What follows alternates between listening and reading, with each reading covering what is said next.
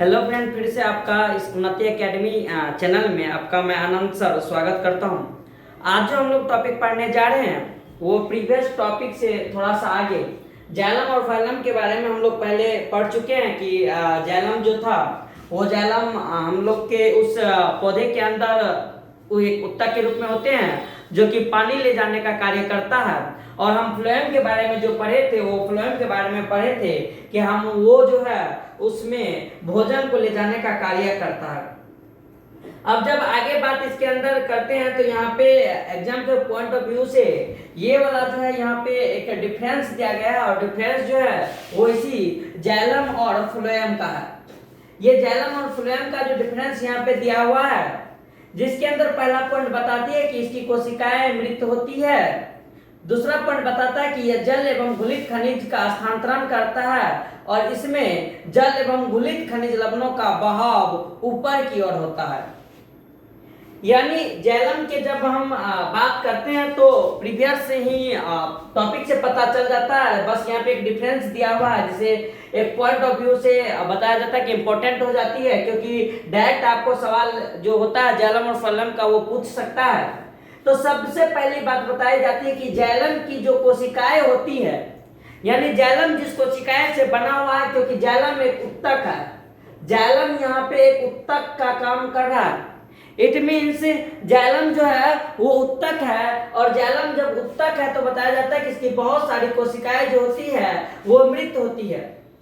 और साथ ही साथ ये जल एवं घुलित खनिज का स्थानांतरण यानी एक जगह से दूसरे जगह तक ले जाने का काम जो करता है पानी और खनिज लवण को, वो जाइलम के द्वारा होता है। दूसरी कि इसमें जल एवं घुलित खनिज लवणों का बहाव ऊपर की ओर होता है। यहाँ पे ये पॉइंट जो है वो नोट करने वाला है कि सिर्फ ऊपर की ओर इसका बहाव होता है, ना कि ऊपर से नीचे की ओर होता है। एक जगह से दूसरे जगह और एक पथ में होता है। इसलिए बताया जाता है कि जाइलम के अंदर जो उत्तक होते हैं वो एक पथीय स्थानांतरण का काम कर रहा है। और इसलिए बताया जाता है कि सिर्फ ये जल और घुलित खनिज लवण को एक ही डायरेक्शन में बहाने का काम करता है। जबकि अगर हम फ्लोएम का बात करें तो फ्लोएम के बारे में बताया जाता है कि जाइलम के कोशिकाएं के मुकाबले इसकी जो कोशिकाएं होती है वो जीवित होती है। सबसे पहला पॉइंट जो इसकी कोशिकाएं क्या होती है, मृत होती है, जबकि इसकी कोशिकाएं जो होती है वो जीवित होती है। दूसरा पॉइंट का बात करते हैं तो बोला कि ये खाद्य पदार्थों का स्थानांतरण करता, यानी जो से जाइलम और ये किसका करेगा तो जल का। जबकि अगर हम फ्लोएम का बात करेंगे तो बताया जाता है कि ये खाद्य पदार्थ का स्थानांतरण कराने का काम करता है पौधे के अंदर। और तीसरा कि इसमें खाद्य पदार्थ का ऊपर एवं नीचे दोनों तरफ परिवहन होता है। यानी कहने का मतलब इसके अंदर जो खाद्य पदार्थ होगा वो नीचे से ऊपर भी जा सकता है और ऊपर से नीचे भी आ सकता है। हम इस बात को जानते हैं कि पौधे के अंदर जब खाद्य पदार्थ का बात करते हैं तो हम जानते हैं कि उसके पत्ती में खाद्य पदार्थ बनती है, और जब पत्ती में खाद्य पदार्थ बनेगी, प्रकाश संश्लेषण की क्रिया इस पत्ती के अंदर होगा, खाद्य पदार्थ यहाँ पे जमा नहीं रह सकता है। खाद्य पदार्थ बताया जाता है इसके द्वारा, यानी इस फ्लोएम के द्वारा उस पत्ती से जड़ की ओर और फिर जरूरत पड़ने पे जड़ से पत्ती की ओर वो जाने का काम करता है। इसलिए बताया जाता है कि फ्लोएम जो होते हैं वो दोनों दिशाओं में काम करता है, जबकि जाइलम जो होते हैं वो सिर्फ एक दिशा में काम करता है। ये जाइलम और फ्लोएम की बात हो चुकी है। अब यहाँ पे नेक्स्ट जो देखेंगे वो अच्छा टॉपिक इसलिए है क्योंकि बताया जाता है कि पौधे में जो अभी तक हम लोग पढ़े हैं कि जल और खाद्य पदार्थ का स्थानांतरण होगा, तो उस पदार्थों के परिवहन की क्रिया विधि के बारे में बताया गया है कि किस प्रकार से उसकी क्रिया होती है, कैसे वो एक जगह से दूसरी जगह जाने का कार्य करता है, उसमें क्या होती है नहीं होती है, कितना टाइप में वो बांटा गया है, इसके बारे में अभी हम देखने जा रहे हैं। जब इसके बारे में हम लोग बात करते हैं तो बताया गया है कि इसके अंदर जब हम देखेंगे तो बताया गया है कि जल खनिज लवण एवं खाद्य पदार्थों का परिवहन विकसित पौधे में दो क्रियाओं के सहयोग से होता है। यानी जल खनिज लवण एवं खाद्य पदार्थों का परिवहन जो एक विकसित पौधा में होता है वो दो क्रियाओं के सहयोग से होता है। यहाँ पे याद रखिएगा विकसित पौधे का बात क्या है, यानी कहने का मतलब वो पौधा जो बहुत बड़े बड़े पौधे हैं उसके अंदर ये जाइलम और फ्लोएम के जाइलम के क्रियाविधि या जल और खनिज लवण का जो स्थानांतरण करने का बात कर रहा है वो किस पौधा के अंदर कर रहे हैं, उस पौधा के अंदर जो विकसित पौधा है। इट मीन्स कहने का मतलब अगर हम लोग के पास कोई छोटा छोटा पौधा है या झाड़ी टाइप का पौधा है, हर्ब सर्फ टाइप का पौधा है, तो उसके अंदर ऐसा स्थानांतरण नहीं हो सकता है, या हम ये कह सकते हैं वो आसानी से डिफ्यूजन के थ्रू भी काम कर लेता है। पहला जो इसके अंदर है वो है स्थानांतरण, यानी जो पहला जो है वो स्थानांतरण और दूसरा जो है वो है वाष्पोत्सर्जन। यानी स्थानांतरण और वाष्पोत्सर्जन ये दो क्रियाएं होती है, जिस दो क्रियाओं के कारण बताया जाता है कि विकसित पौधा के अंदर वो जल और खनिज लवण जो होगा वो जल और खनिज लवण पौधे के अंदर जा पाएगा, यानी जड़ से लीफ तक और लीफ से जड़ तक आने का कार्य करेगा इस विधि से।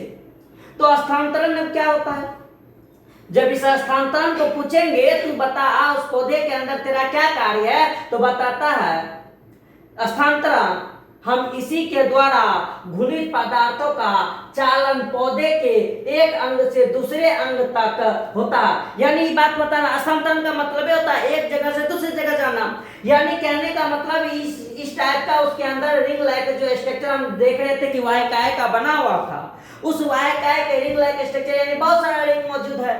तो कहने का मतलब अगर हम उसी को देखेंगे तो उसमें पानी जो होगा, जल जो होगा, वो जल एक जगह से दूसरी जगह कैसे स्थानांतरण करा। इसके अंदर अगर पानी है तो ये इसको दे रहा है, ये इसको दे रहा है, ये इसको दे रहा है और ये इसको दे रहा है। इसको इसी विधि को हम बोलते हैं स्थानांतरण करना, यानी जाना एक अंग से दूसरे अंग तक। ये कहने का मतलब स्थानांतरण के थ्रू पानी जो होते हैं उसके अंदर जाने का कार्य करता है। और दूसरा वाष्पोत्सर्जन। अब वाष्पोत्सर्जन क्या होता है, तो वाष्पोत्सर्जन के लिए बताया गया, जैसे कि यहाँ पे एक पौधे को लिया गया और पौधे के अंदर दिखाया गया कि वाष्पोत्सर्जन कैसे होता है। तो जब इस हम फिगर को देखेंगे तो इस फिगर के अंदर बताया जाता है कि यहाँ पे जो आपको दिखाया गया है वो है वाष्पोत्सर्जन का क्रिया, और एक और चीज लिखा हुआ है जलवाष्प का क्रिया। वाष्पोत्सर्जन का मतलब हम जानते हैं कि पानी जो होगा वो वाष्प बन के वहां पे उत्सर्जित होगा, यानी बाहर एटमॉस्फेयर के अंदर जाएगा। और तो इस वाष्पोत्सर्जन के लिए जरूरी होने वाला चीज क्या है, तो सूर्य होता है। क्या होती है, सूर्य के प्रकाश, इसके थ्रू हो सकता है। या टेम्परेचर आपका जो होना चाहिए वो टेम्परेचर आपका हाई होना चाहिए, इस टेम्परेचर के कारण भी वाष्पोत्सर्जन का कार्य होता है। लेकिन जलवाष्प को होने के लिए, जल का वाष्प बनने के लिए सूरज का रोशनी जरूरी होता है। ये दोनों अलग अलग चीज है, वाष्पोत्सर्जन अलग चीज है और जलवाष्प अलग चीज होता है। याद रखने वाली बात है कि वाष्पोत्सर्जन अलग चीज और जलवाष्प अलग चीज। तो अब यहाँ पे इस विधि के द्वारा बताया जाता है कि इसके अंदर वाष्पोत्सर्जन होती है, तो वहां पे क्या होती है, जल का अवशोषण जो होता है। इस जगह पे जो हमको रूट दिखाई दे रहा है, बहुत सारा जो रूट यहाँ पे हम लोग देख रहे हैं, ये बहुत सारा रूट जो होते हैं बताया जाता है। इस जगह पे ये रूट जो होगी, इस रूट के अंदर विसरण के द्वारा हम पढ़े थे कि मूल दाब के कारण, यहाँ पे रूट प्रेशर के कारण जो विसरण होता है उसके दौरान पानी रूट के अंदर जाती है और उसी के थ्रू जाइलम जो होते हैं पत्ती तक पहुंचती है। और जब पत्ती के अंदर पानी का मात्रा ज्यादा होगा तो वहां पे वाष्पोत्सर्जन का क्रिया विधि, जो कि अभी हम डिटेल में पढ़ेंगे कैसे होता है। जब हम इसके अंदर वाष्पोत्सर्जन का बात करेंगे तो कहते हैं जल पौधे के बाहरी वायवीय भागों के द्वारा, जल पौधे के बाहरी वायवीय भागों द्वारा वाष्प के रूप में निकलकर हवा में मिल जाती है एवं इसके साथ साथ अवशोषित जल का जाइलम के द्वारा स्थानांतरण होता है। क्या कह रहा है, ये कह रहा है कि पहली जो जल पौधे के बाहरी, यानी जल जो है इस पौधे के बाहरी वायवीय भाग, जहाँ पे हवा मौजूद होगा, जहाँ पे ऑक्सीजन मौजूद होगा, उस वायवीय भागों के द्वारा वाष्प के रूप में निकल जाती है। वहां के थ्रू वाष्प से वो क्या होता है, पानी उसके अंदर जो मौजूद रहता है वो बाहर निकलकर किस में, हवा में मिल जाती है। इसे हम वाष्पोत्सर्जन करते हैं। और साथ ही साथ जो जल को जो अवशोषित करता, कौन, ये रूट जो अवशोषित करता जल को, ये जल का जाइलम के द्वारा क्या होता है, स्थानांतरण होता है। यानी जल जो होगा वो एक जगह से दूसरी जगह इसके अंदर बोला जाने का कार्य करेगा और इस तरह से वो पत्ती के अंदर जाएगा। तो यानी कहते हैं कि जाइलम द्वारा ये स्थानांतरण होते हैं। हल्की जल की बहुत अधिक मात्रा का अवशोषण जड़ द्वारा ही होता है, लेकिन इसका लगभग 10% ही पौधे की जरूरी क्रियाओं में उपयोग हो पाता है। लगभग 90% वाष्प के रूप में पत्तियों की सतह से वायुमंडल में मुक्त हो जाती है। भयानक सवाल यहाँ से पूछा जाता है, और यहीं से एक सवाल और भी सॉल्व होता है कि हम लोग के इस नेचर के अंदर जो जल का एक क्रियाएं चलती रहती है, जलवायु को एक क्रियाएं चलती रहती है हम लोग के इस अर्थ के ऊपर, उसके अंदर पौधे का कितना ज्यादा इंपॉर्टेंस है। क्योंकि पौधे के का इंपॉर्टेंस इसलिए जरूरी है क्योंकि जलवायु को बनाने के लिए पौधा जरूरी होता है। पौधा इसलिए जरूरी होता है क्योंकि वो अपने जिंदगी में जितना पानी अवशोषित करता है उसका मात्र 10% यूज करता है, और 90% वो इस एटमॉस्फेयर को क्या करता है, दे देता है। 10% क्या करता है, यूज करता है, और 90% दे देता है। तो 90% तो पानी गया कहाँ? वो जो 90% पानी था वो गया कहाँ? तो बताया जाता है कि वो 90% पानी वही वाष्पोत्सर्जित के रूप में या जलवाष्प बन के वो वायुमंडल के ऊपरी सतह पे जाके बैठ गया, या ऊपरी सतह पे चला गया, जहां पे वो बादल का रूप लेता है और टाइम पे हम लोग को बारिश होने का कार्य होता है। अब जब पौधा का मात्रा इस दुनिया के अंदर कम जाएगा, पौधा का संख्या कम जाएगा, जब हम डिफोरेस्टेशन का कार्य करेंगे, लेकिन यानी पेड़ पौधे का कटाई करेंगे, तो ये जो क्रियाएं चल रही थी 10% यूज करने का और 90% देने का, तो वो क्रियाएं बंद हो जाएगी। तो आप ही बताइए कि टाइम पे कैसे जलवायु मेंटेन होगा, कैसे आप लोग को बारिश होगा, कैसे आप लोग का फसल होगा। तो इस विधि के लिए भी बताया जाता है कि ये होना जरूरी था। ये प्राकृतिक का एक चयन है, इसी को हम बोलते हैं प्राकृतिक का चयन, क्योंकि प्राकृतिक ही ऐसा कार्य करवाया। हम चाहेंगे कि पौधा 90% पानी ना दे तो वो नहीं हो सकता, उसको 90% पानी। अब कैसे? इसके अंदर भी जाइलम का एक पथ्य कार्य जो है वो हमें आसानी से समझ में आएगा। कैसे? हम जानते हैं कि ये जाइलम जो था वो जाइलम पानी को नीचे से अवशोषित करता है और लीफ तक ले जाने का कार्य करता है, यानी पत्ती तक ले जाने का कार्य करता है। अब जब ये रूट से लेके लीफ तक ले जाएगा, तो हम मानते हैं कि ये वाला जो पानी था, अगर ये वाला जो पानी का यहाँ पे कण था या पानी का मॉलिक्यूल्स था, ये पानी का मॉलिक्यूल्स इधर से मतलब धीरे धीरे क्या होता है, आगे बढ़ रहा है। लेकिन उसी समय ये क्या करेगा, अगर इस वाले पौधे के इस भाग को जरूरी है, इस भाग को जरूरी है, इस भाग को जरूरी है, इस भाग को जरूरी है, तो सबको पानी क्या करेगा, देते हुए चलेगा। पानी का तो काम है कंटिन्यू यहाँ पे मतलब आगे बढ़ते रहना, कंटिन्यू प्रोसेस चलते रहती है, पानी का कण आगे बढ़ते रहती है। तो उस दौरान अगर पानी क्या कण किसी पौधे के उत्तक में या कोशिकाओं में उसकी जरूरत होगी, तो वो वहां से विषाण के द्वारा क्या करेगी, ले लेगी। रेगुलर कंटिन्यूअस प्रोसेस है तो आसानी से मिल भी जाता होगा, लेकिन धीरे धीरे यही प्रोसेस के अंदर बताया जाता है कि जब ये लीफ तक पानी पहुंचेगा, तो लीफ तक पानी पहुंचने में हम एक और क्रिया जानते हैं उस जगह पे कि लीफ के अंदर जब प्रकाश संश्लेषण का क्रिया होता था, तो हम जानते थे उस प्रकाश संश्लेषण के क्रिया में कि कार्बन डाइऑक्साइड और पानी पहले देते हैं, तो यहाँ पे ये बोला जाता है कि 6 मोल कार्बन डाइऑक्साइड और कितना मोल पानी, 12 मोल पानी देने के बाद बताया ये गया था कि हम लोग के पास क्या बनता है, C6H12 और O6 बनता था, और साथ ही साथ बताया था कि ऑक्सीजन बनता है, और साथ ही साथ क्या बनता है, पानी बनता है। तो ये 6 मोल बनता था और ये 6 मोल, तो ये 6 मोल ऑक्सीजन क्या हो रहा था, बाहर निकल जा रहा था, ये 6 मोल पानी भी वहां से क्या हो रहा है, बाहर निकल रहा है। यानी एक बार जब क्रियाएं होती है तो इस तरह से उसके अंदर से पानी क्या होती है, बाहर निकलती है। तो अब बात यही पर और समझ में आ जाती है क्या, कि पानी सही में प्रकाश संश्लेषण की क्रिया विधि के बाद भी जो बचता है वो उस एटमॉस्फेयर के अंदर आ जाता है।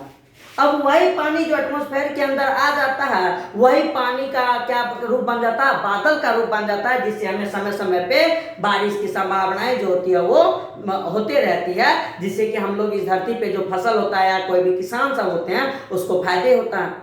अब जब यहाँ पे हम कटाई करेंगे, वृक्ष का कटाई कर देंगे, तो फिर हम लोग का ये जो प्रक्रिया है 10% पानी पौधा यूज करेगा और ज्यादा से ज्यादा 90% पानी अगर पौधा के द्वारा नहीं एटमोस्फेयर में जा रहा तो समय पे बारिश नहीं होगी। इसीलिए वृक्षारोपण करना बहुत ज्यादा क्या है, जरूरी भी इस पॉइंट ऑफ व्यू से हो जाता है। तो कहते हैं कि वही जो सतह से वायुमंडल में 90% क्या होती है, मुक्त होती है। यानी अपना जीवन काल में पौधा 100% अगर पानी का अवशोषण किया तो वो अपना 10% को यूज करेगा, 90% वो वहां पे रिलीज कर देगा। यानी अगर बोलेंगे 100 ग्राम पानी को वो लिया है तो 10 ग्राम पानी वो क्या करेगा, यूज करेगा। 100 ग्राम अगर पानी लिया है तो 10 ग्राम पानी को क्या करेगा, यूज करेगा, और बाकी का 90% पानी को 90 ग्राम पानी को क्या कर देगा, वहां पे वाष्पोत्सर्जन के रूप में रिलीज कर देगा। बोलो बात में समझ में आया है। अब जब आगे में इसके हम देखते हैं तो यहाँ पे एक फिगर दिया हुआ है जो कि चित्र 3.2 है, और इस चित्र 3.2 को जब हम देखते हैं तो बताया गया कि मूल रोमों से जल का अवशोषण एवं जाइलम वाहिनियों तक संचालन। मूल रोम से जल का अवशोषण यानी मूल रोम से जल कैसे अवशोषित होती है और साथ ही साथ जाइलम वाहिनियों तक कैसे इसकी संचालन होती है। जब इसको इसके अंदर देखा गया तो बताया गया कि ये इसका जो है मूल रोम है, और ये वाला जो है मूल रोम का ये वाला भाग जो है ये यहाँ से मिट्टी के अंदर धसा हुआ है, यानी मेन जड़ से निकला हुआ होगा। तो बताया जाता है कि इस मूल रोम को जब मृदा का जो आपस में कान है वहां पे जो पानी है, इस मूल रोम के अंदर ये वाला जो पानी का कान होगा वो इसके अंदर एंट्री किया, और ये वाला जो भाग दिखाई दे रहा है ये वाला भाग होता है कॉर्टेक्स। क्या होता है, कॉर्टेक्स। ये कॉर्टेक्स कहने का मतलब उसकी ऊपर वाली भाग यानी जो कवरिंग जो होता है जड़ का, मूल रोम जड़ का जो होता है रूट्स का कवरिंग, हम उसको क्या बोलते हैं, कॉर्टेक्स बोलते हैं। तो अब बताया जाता है कि इससे पानी धीरे धीरे आपको यहाँ पे दिख रहा होगा, इसके थ्रू जो है ये जाइलम की जो वाहिनिकाएं होती है उसके थ्रू जो होती है जाइलम अंदर के भाग तक जो था पानी पहुंचने का कार्य करता है, जो यहाँ पे बताया गया है, दिखाया हुआ है। क्या कि जल का अवशोषण एवं परिवहन कैसे होता है।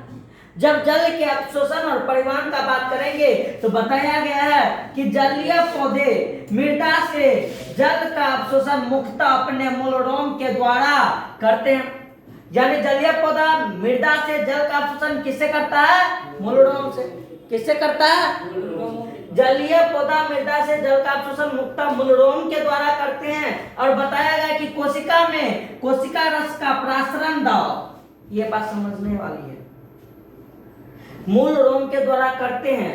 कोशिका में कोशिका रस यानी ये कोशिका जो है, इस कोशिका के अंदर जो कोशिका रस है जिसे हम कोशिका द्रव के नाम से भी जानते हैं, बताया जाता है कि वो कोशिका रस का प्रसारण दाब यानी इसके अंदर जो ऑस्मोटिक प्रेशर जो रहते हैं, यानी इसके अंदर फ्लूइड का जो प्रेशर रहता है, वो फ्लूइड के प्रेशर का बात कर रहा है कि भूमि जल के दाब से अधिक होने से, भूमि जल के दाब से अधिक होने से जल विसरण द्वारा मूल रोम की कोशिकाओं में प्रवेश कर जाता है।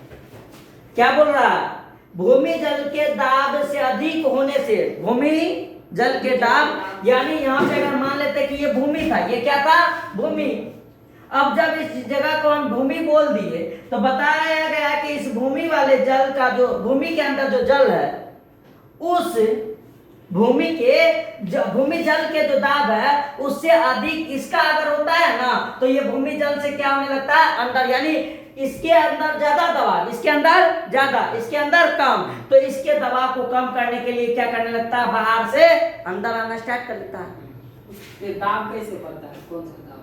वो ऑस्मोटिक प्रेशर इसको बोला गया है। क्या बोला गया है, ऑस्मोटिक प्रेशर। ऑस्मोटिक प्रेशर यानी फ्लूइड के अंदर जो प्रेशर है, फ्लूइड के अंदर वाटर का जो कंसंट्रेशन है ना, कोशिका रस के अंदर जो वाटर का कंसंट्रेशन है वो बाहर के इस जगह का जो कंसंट्रेशन है, इस कंसंट्रेशन के अंदर जो फेरबदल है, यहाँ का वाटर का मॉलिक्यूल्स यहाँ पे ज्यादा, इसके मतलब यहाँ का जो स्थिति है उसके अकॉर्डिंग, और यहाँ का कोशिका का जो स्थिति है, इस कोशिका के अंदर जो वाटर का मॉलिक्यूल्स का जो कंसंट्रेशन है वो इससे कम है, वो इससे क्या है, कम। दाब ज्यादा है लेकिन मॉलिक्यूल्स इसके अंदर क्या है, कम है। तो यहाँ पे वाटर का मॉलिक्यूल ज्यादा, वो क्या करने लगा, इसके अंदर भूमि से रूट के अंदर एंट्री करने लगा, भूमि से रूट के अंदर क्या करने लगा, क्या है, तो इससे इसका रूट का जो दाब होगा वो क्या होगा, कम होगा। तो इस तरह से बताया जाता है कि अधिक होने से जल विसरण द्वारा मूल रोम की कोशिकाओं में क्या करती है, प्रवेश करती है।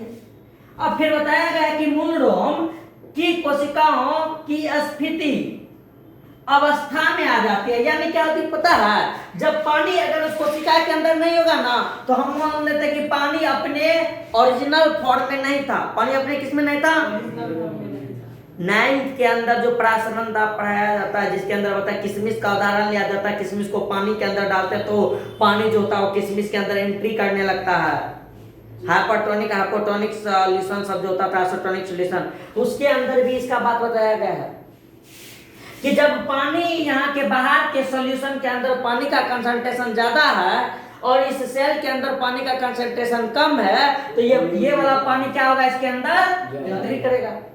तो वही वाला बात है, जिससे कि ये जो सेल होगा वो अपना ओरिजिनल शेप में आ जाता है, उसके अंदर टर्जिडिटी आ जाती है, वो अपना सेल को मैक्सिमम जो होता है वो उस स्थिति में वो पहुंच जाता है, यानी सेल का शेप जो होता है वो सेल का शेप परफेक्ट हो जाता है। तो जिसे हम किसका नाम दे देते हैं, कोशिका स्फीति का नाम देते हैं, टर्जिड हो जाते हैं, ओरिजिनल अवस्था में आ जाती है और धीरे धीरे मूल रोम की कोशिकाओं के कोशिका रस का प्रासरण दाब संलयन कॉर्टेक्स की कोशिकाओं से कम हो जाती है, यानी जो कोशिका उससे जुड़ी हुई थी, मतलब मिट्टी से जो जुड़ी हुई थी, उसके अंदर बताया कॉर्टेक्स की कोशिकाएं से कम होने लगती है। प्रासरण दाब जो पहले था तो पानी जाने लगा तो कम होना स्टार्ट हो गया होगा, कम होना स्टार्ट हो जाता है। इससे जल की कुछ मात्रा कॉर्टेक्स की कोशिकाओं में विस्तृत हो जाता है। कॉर्टेक्स की कोशिका में क्या हो जाती है, विस्तृत हो जाती है और उसके स्फीति अवस्था में आते ही प्रासरण दाब भी क्या हो जाएगा, यहाँ पे कम हो जाएगा। प्रासरण दाब भी क्या हो जाती है, कम हो जाती है। यानी कहने का मतलब वही वाला बात हुआ, यहाँ ज्यादा यहाँ कम, इस ज्यादा से कम की ओर में इधर फेर बदल करने के चक्कर में बताया जाता है कि वो मिट्टी के अंदर जो पानी था वो मिट्टी के अंदर का पानी किस में पहुंच गया, अब रूट में पहुंच गया है, और रूट का जो कॉर्टेक्स वाला भाग होता है वो भी पानी के कंसंट्रेशन अपने आप में वो क्या कर लेता है, मेंटेन कर लेता है। तो बहुत टाइम लगता है। तो बिना टाइम लगे कोई चीज दुनिया के अंदर थोड़ी होता है, दुनिया में सब कुछ में टाइम ही लगता है, भले वो उसके हिसाब से जितना लगे, लेकिन सब टाइम तो लगवे करेगा।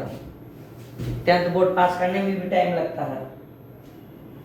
फिर उसके बाद बताया जाता है कि कोशिका रस का प्रसरण दाब संलयन, यानी उसके कॉर्टेक्स वाला जो जिससे वो संलयन जुड़ा रहता है उसके अंदर भी क्या बताया जाता है कि कोशिकाओं से कम हो जाता है। इससे जल की कुछ मात्रा कॉर्टेक्स की कोशिकाएं में विस्तृत हो जाती है और उसके स्फीति अवस्था में आते ही प्रासरण दाब भी कम हो जाता है। इस प्रकार इस कर्म में लगातार होने वाली कोशिकाएं से दूसरी और दूसरी कोशिकाएं से तीसरी में होकर अंततः त्वचा यानी एंडोडर्मिस वाला जो भाग होता है, यानी लास्ट वाला जो त्वचा होता है, अंदर वाला त्वचा, वहां तक जो होती है मार्ग कोशिकाओं में क्या होती है, मार्ग कोशिकाओं से जाइलम वाहिकाओं में जल विसरित हो जाती है। यानी अभी जो हम स्टेज पढ़े थे वो स्टेज कहां से था, मिट्टी के अंदर जो पानी जमा था वहां से लेके यानी उस मूल रोम में जो पानी गया वहां से लेके और जाइलम जहां तक वृक्ष के अंदर है वहां तक, यानी जाइलम वाहिका तक का रास्ता बताया, जहां पे विसरण काम किया। कौन काम कर रहा है, विसरण, यानी उसके अंदर विसरण का काम होता है। अब जब जाइलम वाहिका में पहुंच जाएगा ना तो उस द्वारा वो रिब तक जो जाएगा वो जाइलम वाहिका के द्वारा जाएगा, पुल प्रेशर के कारण होता है, पुल प्रेशर उसके कारण जो होता है, लेकिन जाएगा दाबे के कारण, किसके कारण, दाब के कारण। यहाँ एक दबाव उत्पन्न होती है जिसे हम मूल दाब रूट प्रेशर कहते हैं। इससे जल कुछ दूर तक ऊपर क्या होती है, चढ़ने का काम करती है। यानी मूल दाब जो होते हैं रूट प्रेशर, उसके कारण उसके अंदर बताया जाता है जाइलम वाहिकाएं के पास जो होते हैं काम करती है और वहां पे पानी को थोड़ा ऊपर करने में मदद करता है। तो इस तरह से बताया जाता है कि उसके अंदर पानी जो होते हैं मूल रोम से पहुंचती है जाइलम वाहिकाएं तक में। अब आगे जब इसके अंदर हम बात करेंगे तो आगे दिया हुआ है कि खनिज लवणों का अवशोषण। जब इसके अंदर खनिज लवणों के अवशोषण का बात करते हैं तो बताया जाता है कि आप जानते हैं एक बात, सीधी बात, खनिज लवणों का अवशोषण, हम इस बात को जानते हैं कि खनिज लवण जो एक पौधा को मिलते हैं वो कहां से मिलती है, मिट्टी से, जड़ से। जड़ से ना, जमीन से है ना। हम जो कोई खाद्य पदार्थ उसको देते हैं, यानी कहने का मतलब जैसे यूरिया, पोटास, ये सब जो हम देते हैं, ये सब जो हम दे रहे हैं उसको, तो वो मिट्टी के अंदर देते हैं। मिट्टी के अंदर पानी डालने के बाद वो घुल जाता होगा, मिट्टी के जड़ के अंदर चला जाता होगा, ऐसा हम जानते हैं। लेकिन वो मिट्टी के जड़ के अंदर क्या जाके वहां पे क्या करेगा? वहां पे तो कुछ नहीं करेगा, उसको तो पौधा के अंदर पहुंचना है। तो पौधा के अंदर कैसे पहुंचेगा? वो खनिज लवण का पौधा के अंदर कैसे पहुंचेगा? तो उसके अंदर बोला जाएगा जो अवशोषण के थ्रू ही होता है, पानी के अंदर आता। वो कैसे? तो देखते हैं। क्या आप जानते हैं कि मिट्टी के जल में अनेक लवण, नाइट्रोजन, फास्फोरस आदि जो होते हैं वो उसमें घुले रहते हैं। फिर बताया जाता है कि परासरण द्वारा मूलरोम केवल जल का अवशोषण, केवल जल का अवशोषण करते हैं। केवल किसका अवशोषण करते हैं? जल का अवशोषण करते हैं। लेकिन जल का अवशोषण करते हैं, परंतु खनिज लवणों का अवशोषण आयन के रूप में होता है। किसके रूप में होता है? आयन।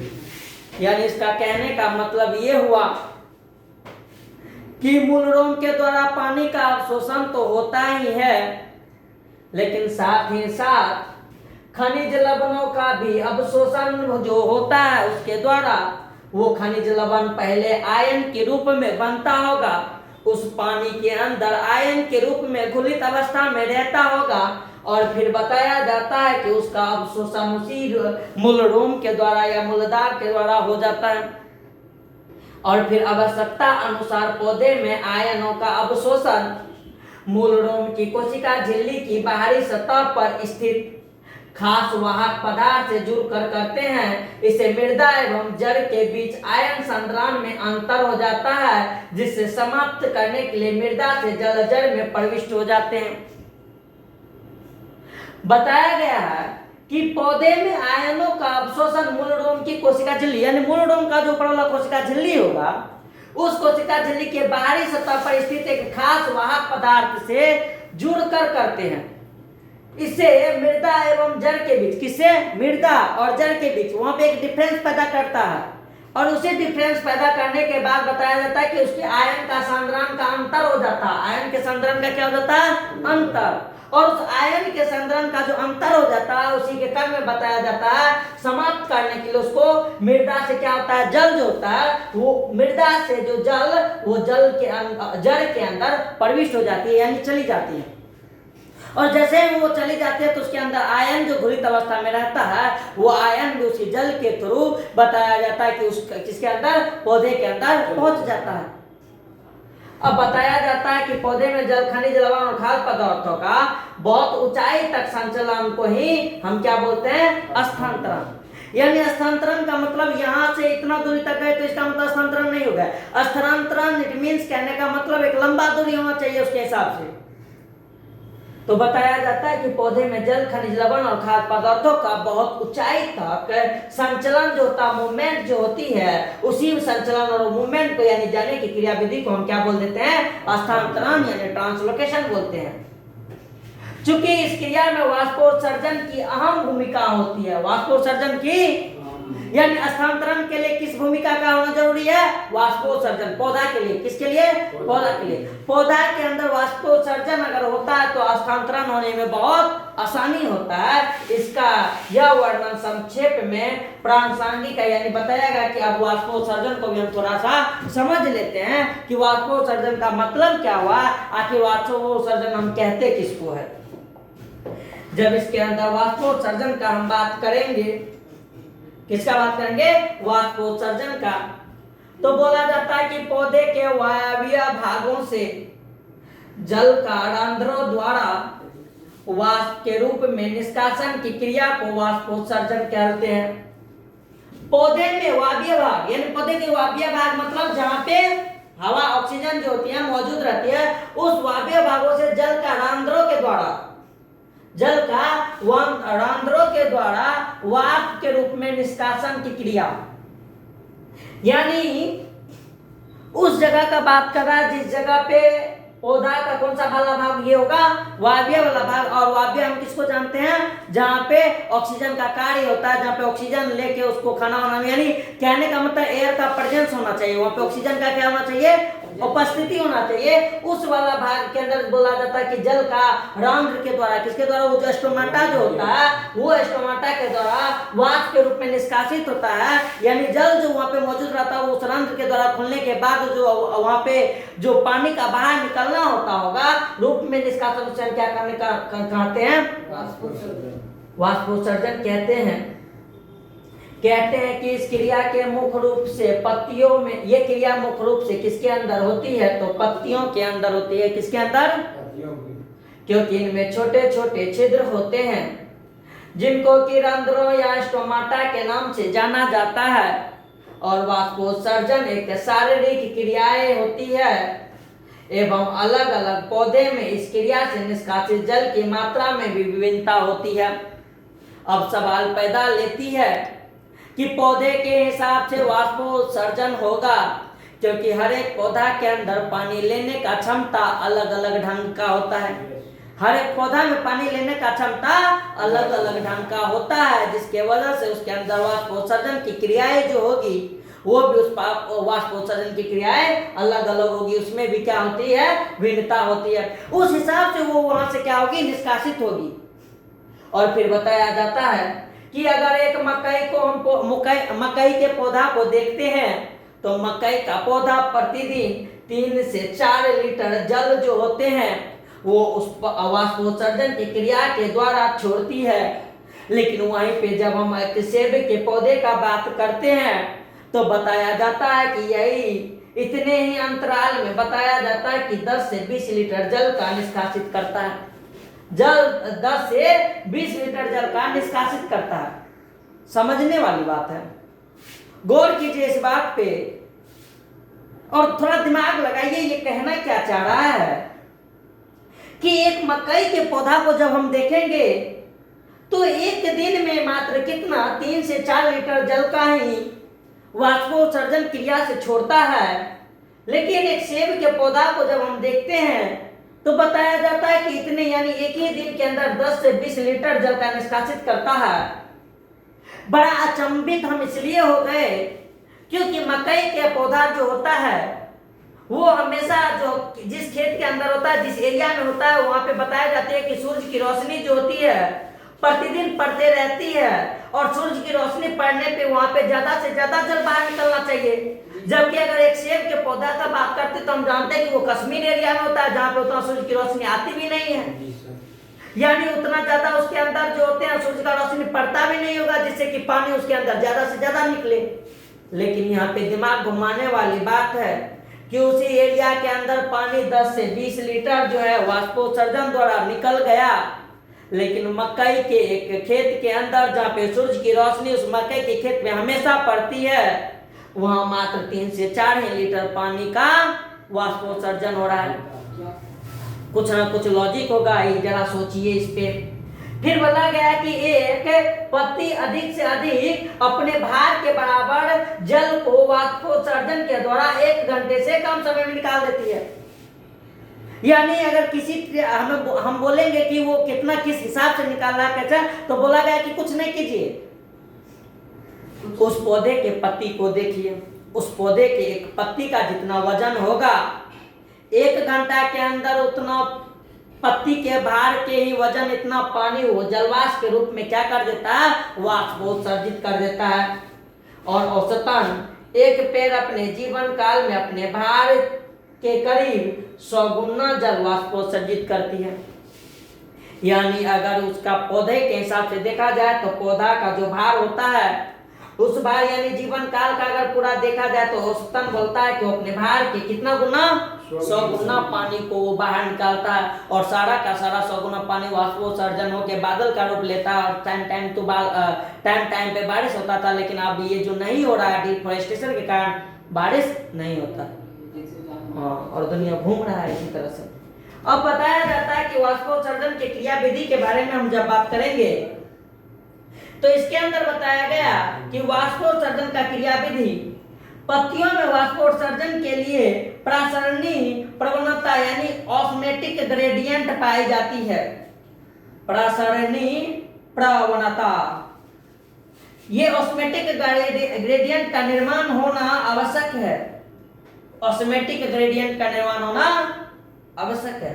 अब सवाल पैदा लेता है कि सर जी हम ऑस्मोटिक ग्रेडियंट बोलेंगे कैसे? पहली बात तो जिंदगी में नाम सुन रहे हैं, तो ये बात पहली बात आप जिंदगी में नहीं सुने थे इससे पहले, लेकिन इस पर ध्यान नहीं दिए।